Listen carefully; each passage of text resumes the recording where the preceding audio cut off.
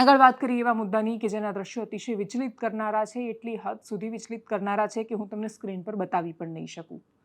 અચાનક જ અમરેલી પાસે એક મૃતદેહ મળે છે અને મૃતદેહની દુર્દશા જોઈને જ ખબર પડી જાય છે કે ખાલી માથું બચ્યું છે, બાકી આખા શરીરમાં એક પણ અંગનું કોઈ અસ્તિત્વ નથી, સાવ ક્ષત વિક્ષત થયેલું છે. ઘટના શું હતી? અમરેલીના કોવાયા ગામથી કરુણ ઘટના સામે આવી. એક 25 વર્ષના યુવાનનું સિંહે મારણ કર્યું. મૂળ ઉત્તરાખંડના પિથોરાગઢના વતની 25 વર્ષીય પ્રકાશચંદ્ર એમનું નામ. કોવાયા ગામ નજીક એક સ્થાનિક હોટલ હતી. રસોઈયા તરીકે ભાઈ કામ કરતા હતા. લાંબા સમય પછી વતન જવાનું હતું. મોડી રાત્રે હોટલથી સામાન લઈને નીકળ્યા અને અંધારામાં બાવળની ઝાડીઓ પાછળ એક સિંહણ છુપાયેલી હતી અને એણે હુમલો કર્યો. સિંહણ યુવકને ઢસડીને સીમ વિસ્તારમાં લઈ ગઈ. સવારે સ્થાનિકોને ઘટના સ્થળેથી તેનો અલગ થયેલો ખોપડીનો ભાગ અને શરીરના થોડા અવશેષો જ મળ્યા. વિસ્તારમાં 4 સિંહોનું જૂથ ફરતું હોવાનું સામે આવ્યું છે. વન વિભાગની મોટી ટીમે માનવભક્ષી સિંહ સહિત અન્ય સિંહને પાંજરે પૂરવા માટે રેસ્ક્યુ ઓપરેશન શરૂ કર્યું છે. હાલ 2 સિંહને પકડ્યા છે. સરપંચે કહ્યું કે ત્યાં કંપની આવેલી છે, શ્રમિકો દિવસ રાત શિફ્ટમાં કામ કરે છે, સિંહ ખુલ્લેઆમ ફરે છે. સ્થાનિક ધારાસભ્ય હીરા સોલંકી, ગામના સરપંચ એ બધાએ કહ્યું કે તમે ટ્રેકરની સંખ્યા વધારો, વળતર આપો, પણ આ સ્થિતિ પર તમારે વિચાર કરવો પડશે. જૂન 2026માં આ પ્રકારની જ ઘટના બની હતી. અમરેલીનો બગસરા તાલુકો, ઘંટિયાળ ગામ. સિંહણે હુમલો કર્યો. 7 વર્ષના બાળકનું મૃત્યુ થયું. સ્થાનિકોમાં વન વિભાગની સામે આક્રોશ હતો. માર્ચ 2026 ફરી એકવાર અમરેલી જિલ્લો, જાફરાબાદ તાલુકો, વાડી વિસ્તારમાં ઝૂંપડાની બહાર આર્યન નામનો શ્રમિક પરિવારનો 5 વર્ષનો છોકરો હતો. સિંહણે હુમલો કર્યો, મોતને ઘાટ ઉતાર્યો. માર્ચ 2026 ધારી તાલુકો, માનવવ ગામ, મધ્યપ્રદેશથી ખેતમજૂર આવ્યો હતો. 5 વર્ષનો છોકરો રમતો હતો. સિંહણ આવીને ખાઈને જતી રહી. જ્યાં આજે હુમલો થયો ત્યાં 10 કિલોમીટર નજીક જ બાબરકોટ પાસે કથિત રીતે વન વિભાગ માઇનિંગની પરવાનગી આપવાનું વિચારી રહ્યું છે અને એના માટે એમણે હા પણ પાડી દીધી છે. એવું કહીને કે અહીંયા તો સિંહ જ નથી. આટલા સંઘર્ષો પહેલેથી છે.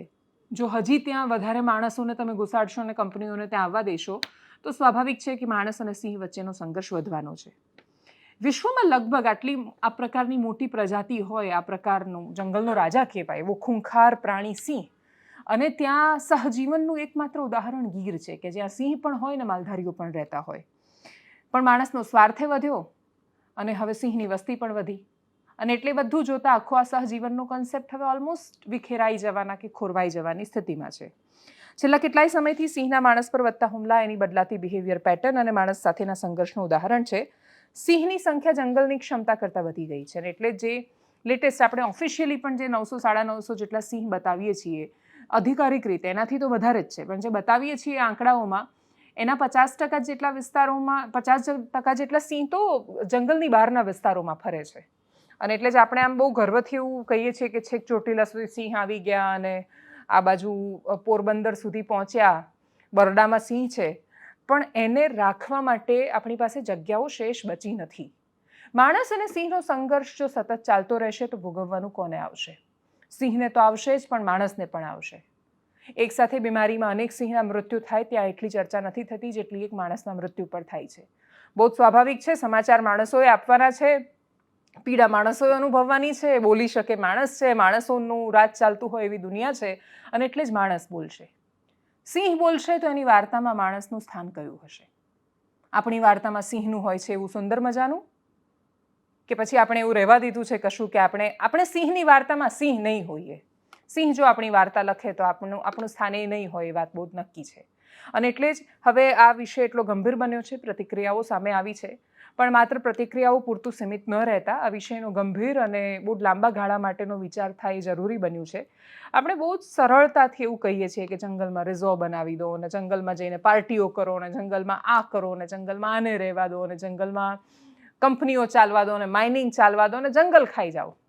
પણ સિંહ જોઈએ છે પાછા, કેમ કે એ તો આપણું ગૌરવ છે, એ તો આપણું નાક છે. એ તો આપણે ક્યાંય નથી આપવા, બાજુમાંય નથી આપવા, એમપીમાંય નહીં આપીએ. એવું કહીને કે ભાઈ ત્યાંના માણસો ખરાબ છે, ગીર જેટલા સારા નથી. પણ પછી આપણે ત્યાંથી જ દેખાય કે મારણ કરવા માટે કોઈએ ત્યાં માંસ ફેંક્યું છે, અને આપણે ત્યાં જ દેખાય કે સિંહ દેખાડવા માટે પજવણી કરતા બાઇક લઈને દોડ્યા, વિડીયો ઉતારવા માટે આ કર્યું, ફોટો પડાવવા માટે આ કર્યું, વગેરે વગેરે કરતાં કરતાં આપણા જ બોલેલા વાક્યો સાથે આપણા જ વિરોધાભાસી વર્તનો જોતા જોતા આજે એ સ્થિતિમાં આવીને ઊભા છીએ કે 25 વર્ષનો છોકરો ઉત્તરાખંડથી અહીંયા પોતાના સપના પૂરા કરવા અને પેટનો ખાડો પૂરવા માટે આવ્યો હતો. કોઈને ગમતું નથી પોતાનું ગામ, શહેર ને રાજ્ય છોડીને જવું. માણસનું ચાલે ને તે ગામની ભાગળની બહાર ન જાય, પેટ માટે જવું પડે છે. એમને એમ કોઈ નથી નીકળી જતું ઘર છોડીને. પેટ માટે કોઈ આવે ને પછી મા બાપ સુધી સમાચાર પહોંચે ને સમાચારમાં એ માત્ર એનું છૂટું પડેલું માથું દેખાય કે જેમાં એની એક આંખ અડધી બંધ છે ને એક આંખ ફાટી ગયેલી છે અને બીજું કશું જ દેખાતું નથી. આખા શરીરમાં અતિશય ક્રૂર ક્રાઇમ સીનના મૂવીમાં જે દ્રશ્યો જોતા હોઈએ ને એનાથી એ ક્રૂર એ તસવીરો છે જે હું તમને બતાવી પણ નથી શકતી. એ મા બાપનું શું થતું હશે જ્યારે 25 વર્ષના છોકરાનો મૃતદેહ પણ નથી જોઈ શકતા. આ સ્થિતિનો પણ ગંભીરતાથી વિચાર કરવાની જરૂર છે. વનમંત્રીએ શું કહ્યું, સ્થાનિક ધારાસભ્યએ શું કહ્યું, ગામના સરપંચે શું કહ્યું અને વન વિભાગના અધિકારી શું કહી રહ્યા. અને આ જનાવર આ માણસ જે અહીં બેઠો હતો એ માણસને ખેંચી અને સામેની સાઈડ લઈ ગયો છે અને ત્યાં બધું આખું મતલબ એમ કહે ને કે ભાઈ માથા સિવાય કાંઈ વધવા નથી દીધું. આખું એવી મારણની ઘટના ઘટી છે કે આ બનાવ હું માનું ત્યાં સુધી આ ત્રીજી વખત બન્યો છે. તો આનું પુનરાવર્તન હવે પછી ન થાય એવું મારું માનવું છે. અને આગળના ટાઈમની અંદર હું માનું ત્યાં સુધી સરકારશ્રીને હતે વિનંતી કરું છું કે ભાઈ આના પરિવારને જે કાંઈ ઘટના ઘટે છે એ બધાના પરિવારને વળતર મળવું જોઈએ.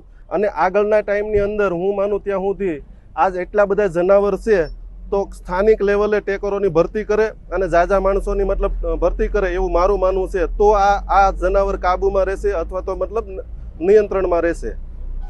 આ ઘટના થયા બાદ હું ગામ લોકોને અથવા નાગરિકોને ખાસ એક અપીલ કરવા માગીશ કે રાજુલા જાફરાબાદનો વિસ્તાર છે જે વન્યપ્રાણી સિંહનો અવરજવરવાળો વિસ્તાર છે. પીપાવાવ પોર્ટમાં પણ અવરજવર થતી હોય છે. સાથે સાથે માનવ વસાહત પણ એટલી જ છે. બહારથી આવતા પરપ્રાંતીય માણસો પણ એટલા છે. તો જ્યારે પણ આવી કોઈ અવરજવર જોવા મળે છે, ઓડ ટાઈમે અવરજવર જોવા મળે છે, તો અમારો એક ટોલ ફ્રી નંબર છે 1926. એના ઉપર જો જાણ કરશો તો વન વિભાગની સ્થાનિક ટીમ તાત્કાલિક સ્થળ ઉપર પહોંચી જશે, જેનાથી આવું માનવ વન્ય પ્રાણીના ઘર્ષણવાળી કોઈ પણ ઘટના આપણે નિવારી શકીએ. કેમ કે જેટલા આપણે જાગૃત હશું તેટલી જ આવી ઘટનાઓ નિવારી શકીશું.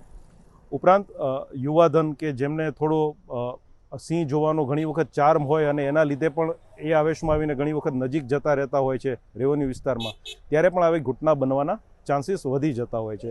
તો મારી એ સૌને પણ અપીલ છે કે સોશિયલ મીડિયામાં એવું નહીં કહું કે પ્રસિદ્ધિ મેળવવા માટે, પણ એવા કોઈ ફોટો શેર કરવાની લાલચમાં આવું નજીક જઈને રિસ્કવાળું કોઈ કામ ન કરે એવી મારી અપીલ છે.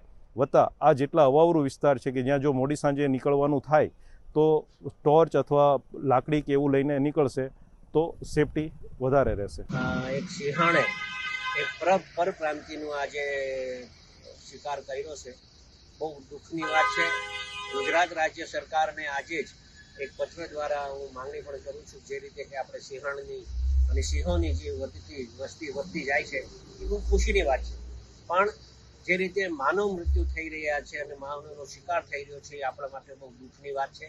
ત્યારે સરકારશ્રી પાસે એક નિવેદન હું કરવા માંગુ છું કે તાત્કાલિક જ આપણે જેમ સિંહણની સંખ્યા વધી હોય તો એ રીતે આપણે ફોરેસ્ટમાં અધિકારીઓની પણ સંખ્યા વધવી જોઈએ અને કેરટેકરોની પણ સંખ્યા વધવી જોઈએ, જેના કારણે આવા બનાવો બનતા અટકે અને તાત્કાલિક આ જે સિંહણે જે આ માનવનું મૃત્યુ કર્યું છે, શિકાર કર્યો છે, એને તાત્કાલિક પકડવામાં આવે એવી સરકાર પાસે હું પ્રાર્થના કરું છું. Thank you. સામાન્ય રીતે સિંહ કોઈ દિવસ ભાગ્યે જ આવી રીતે હુમલા કરતા હોય છે, પરંતુ કોઈ કારણસર એમના બિહેવિયરમાં ચેન્જ હોય અથવા તો કોઈ કારણસર જે આવા એકલતાને કારણે પણ ક્યારેક આવી ઘટના બનતી હોય છે.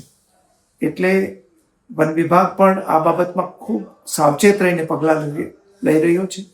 વન વિભાગની સૂચના અનુસાર વર્તવા માટે મારી નાગરિકોને પણ હાથ જોડીને વિનંતી છે અને આગામી દિવસોમાં આવી ઘટના ન બને એ માટે જે કોઈ કાર્યવાહી કરવી પડશે એ કાર્યવાહી કરીશું.